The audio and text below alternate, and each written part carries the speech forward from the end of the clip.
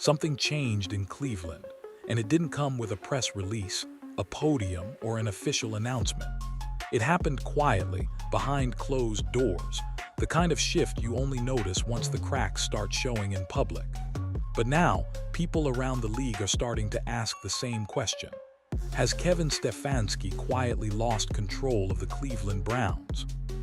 There's been growing buzz, clearly unverified but persistent, that power inside the organization may be shifting away from the head coach and toward the front office and ownership.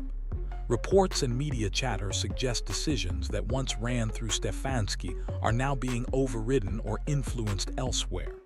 No firing, no announcement, just a slow, uncomfortable erosion of authority. And that's where Jimmy Haslam enters the conversation.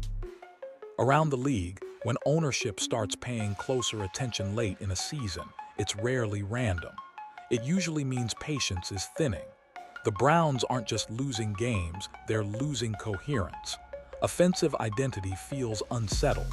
Lineup decisions raise eyebrows, and the pressure surrounding the quarterback situation keeps intensifying. Right in the middle of all this chaos is Shedeur Sanders, and that's what makes the situation so volatile.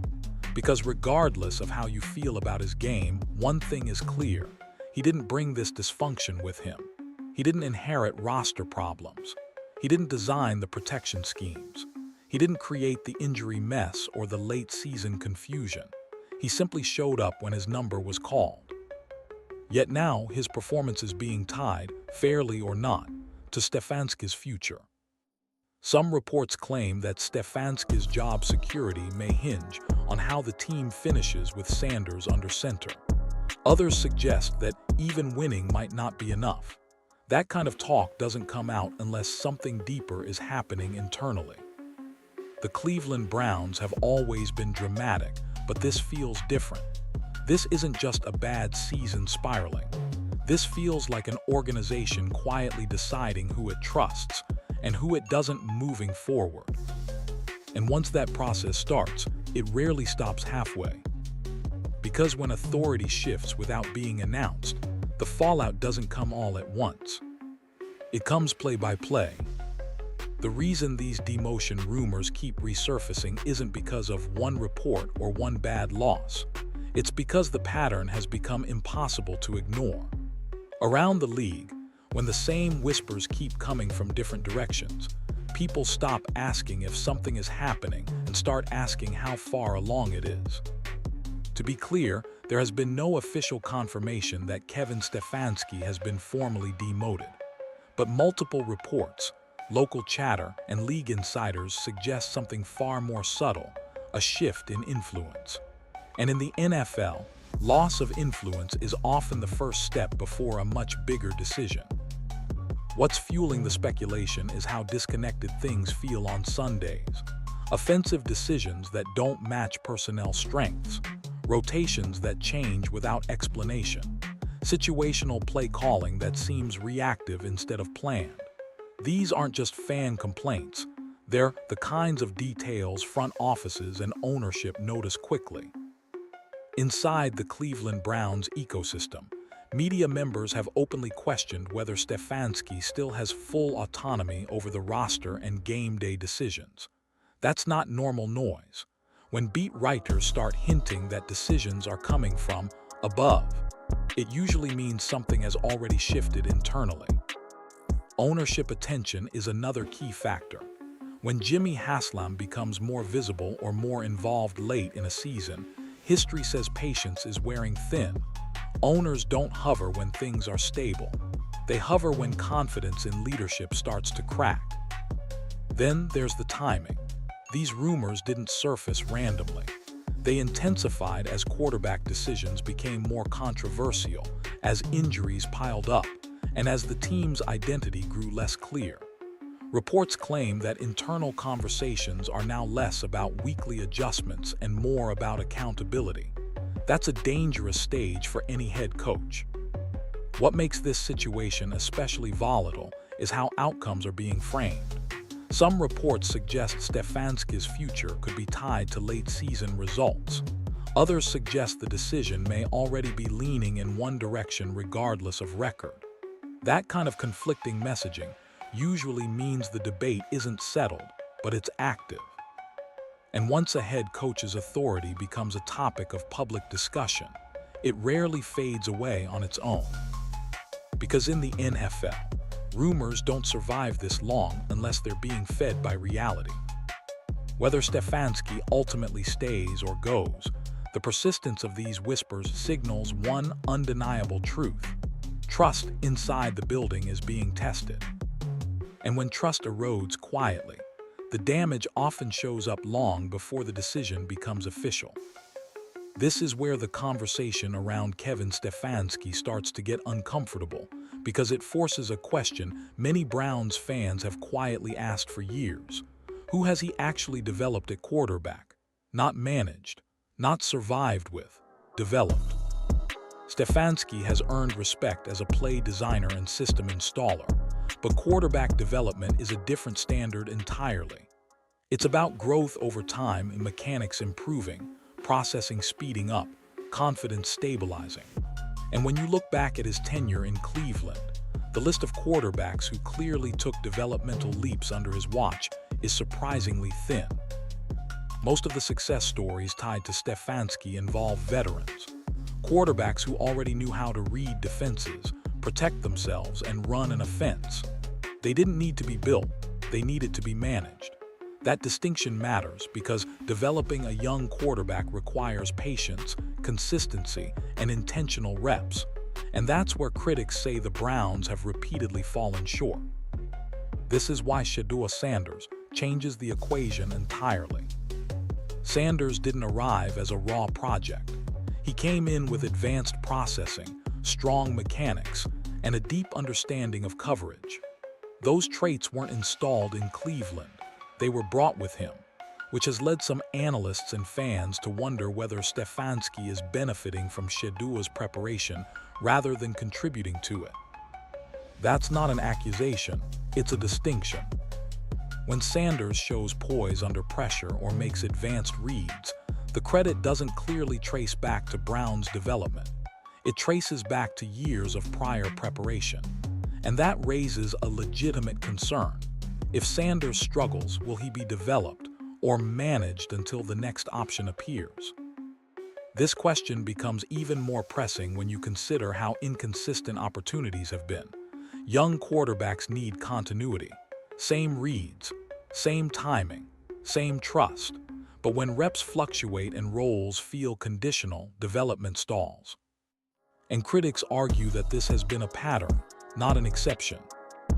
It's also why some fans push back hard against the idea that Stefanski's job should hinge on Sanders' late-season performance. If Shedeur succeeds, is that proof of coaching, or proof that talent can survive instability?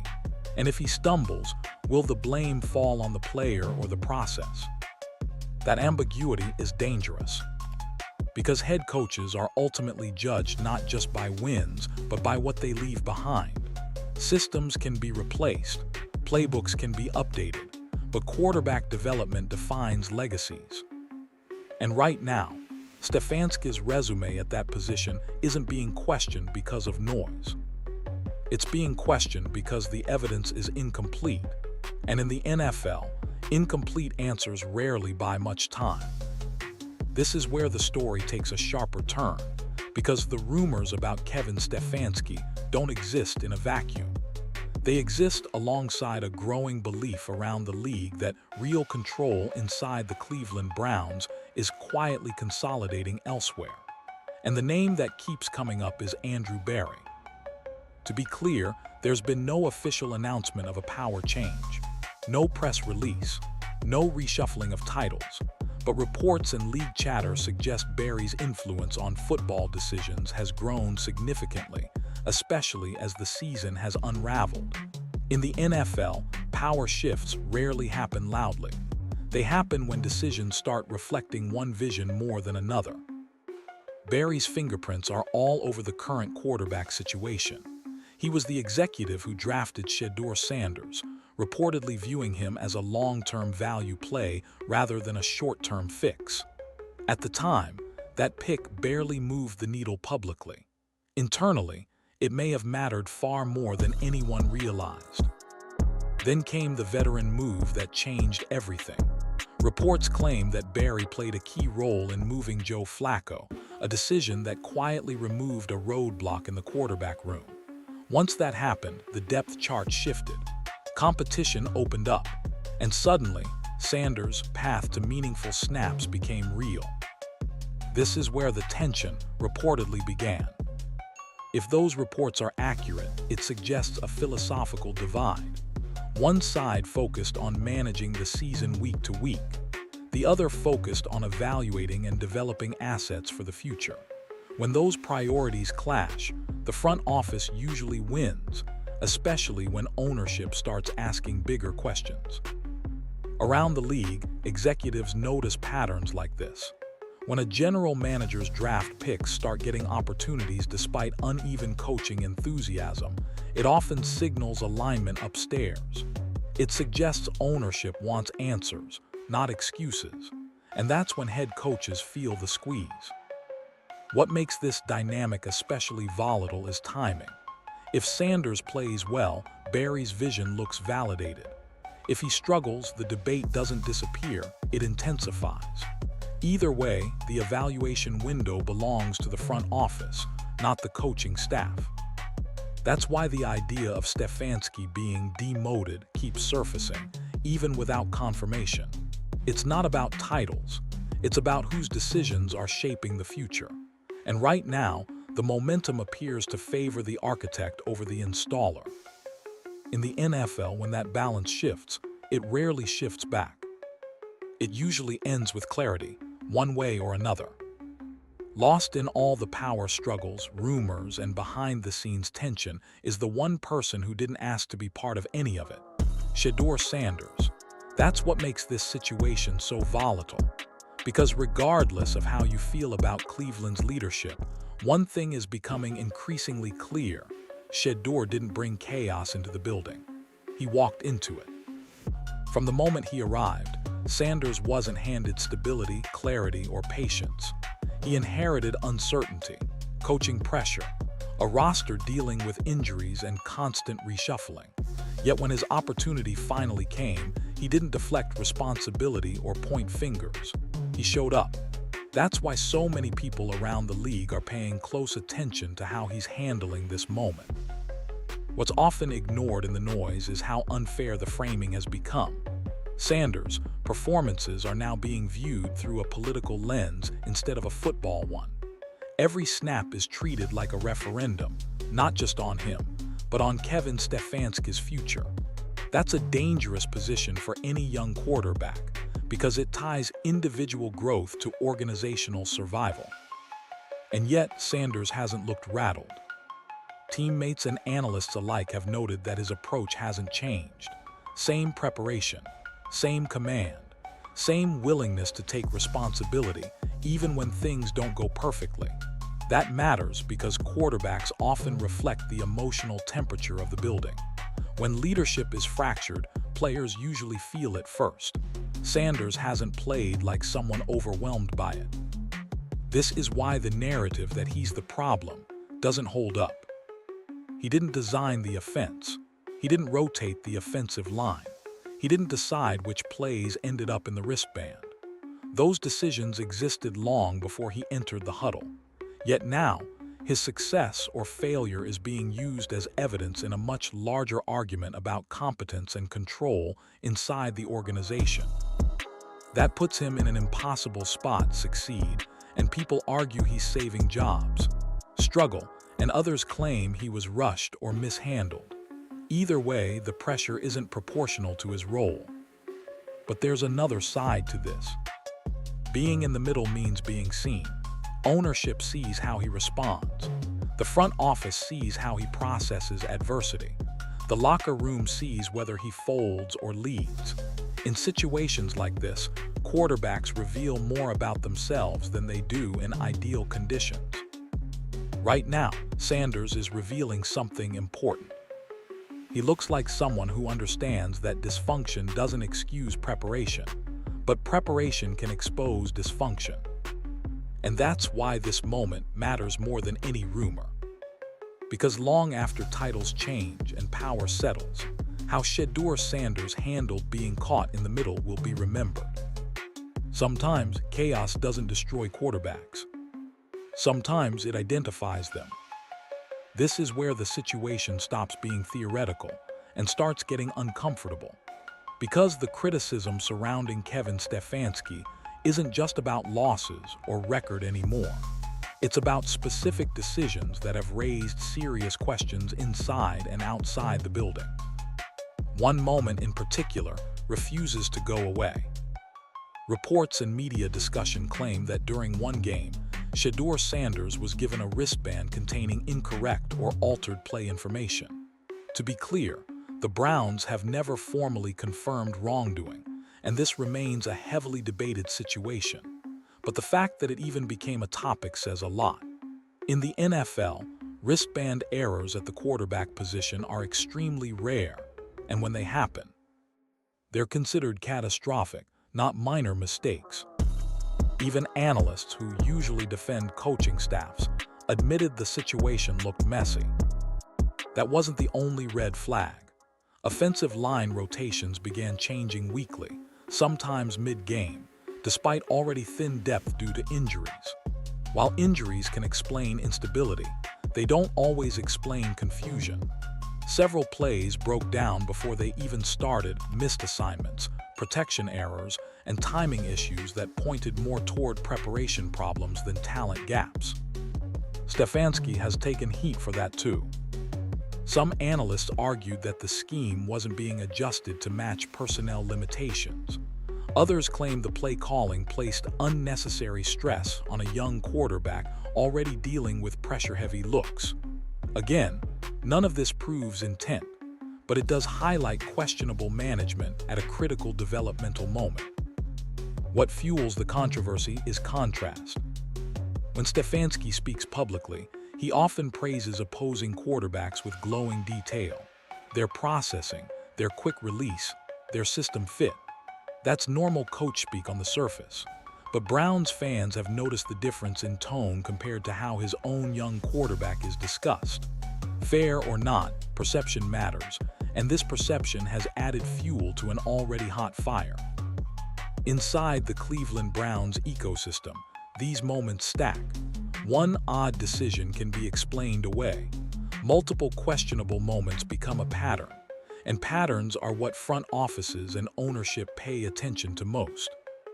This is why the criticism feels heavier now than earlier in the season. It's no longer about injuries alone. It's about trust that the coaching staff is maximizing players instead of complicating their path. For a young quarterback, clarity is everything. Consistent messaging, clean communication, confidence in the structure around him. When those elements wobble, development slows, sometimes permanently. That's why this section of the story matters so much. Because if these decisions are seen internally as missteps rather than bad luck, then the conversation shifts fast from patience to accountability. And once that shift happens, no amount of post-game explanations can fully reverse it. At that point, the question stops being what happened. It becomes who pays for it. This is the phase where situations quietly cross a line, not because of one headline or one press conference, but because pressure starts coming from every direction at once. Media scrutiny intensifies. Front office conversations grow sharper, and suddenly, every decision feels heavier than the last. For Kevin Stefanski, that pressure is no longer theoretical, it's visible.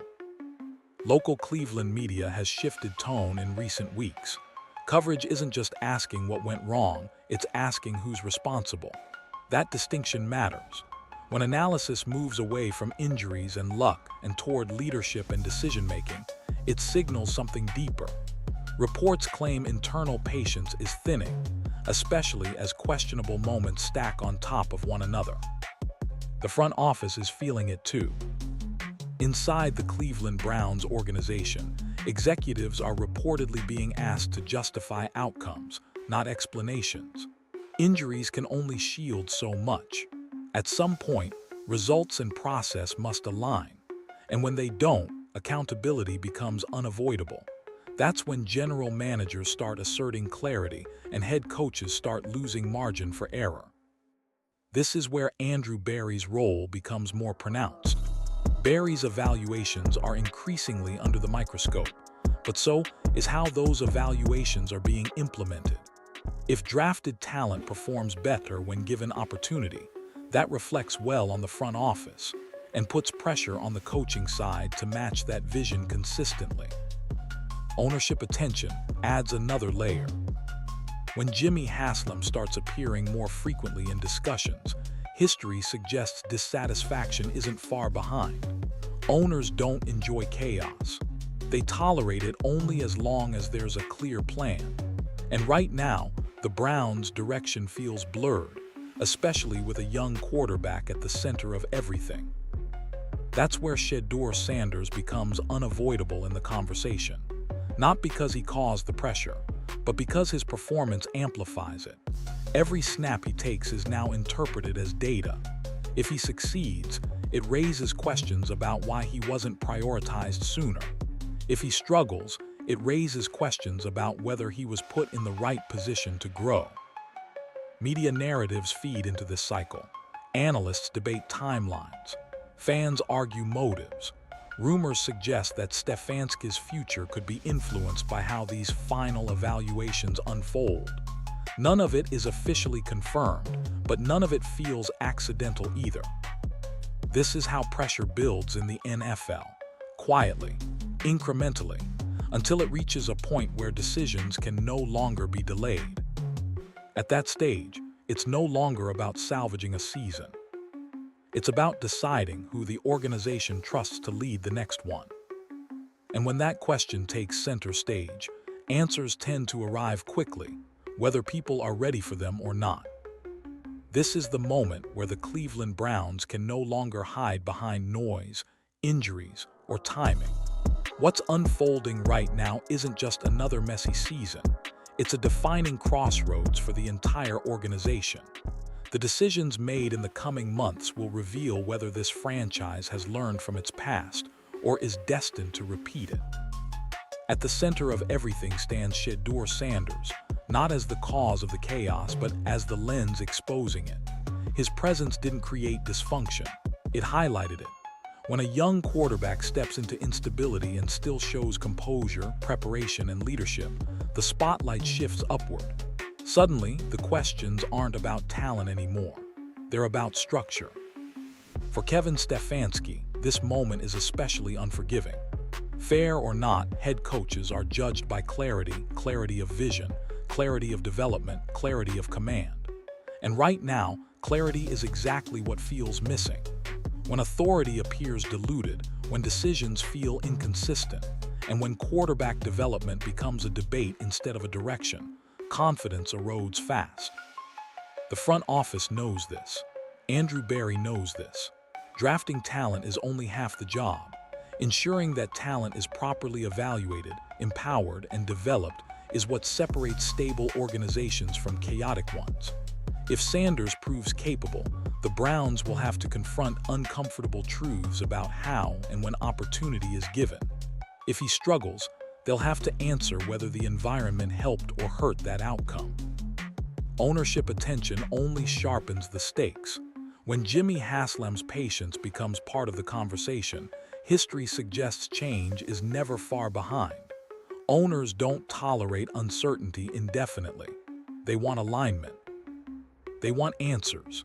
And most of all, they want progress that feels intentional rather than accidental. This is why this moment matters more than wins or losses. It's about credibility. Can the Browns finally commit to a direction and see it through? Can they build around a young quarterback without sabotaging the process with mixed messages and shifting power? Or will this become another chapter in a long history of resets and regret? Right now, the Browns are being tested, not by opponents but by themselves. Because franchises don't fail all at once. They fail when they reach moments like this and choose comfort over clarity. And whether Cleveland takes a step forward or stumbles back into old patterns will be decided not by what they say publicly, but by what they choose to do next.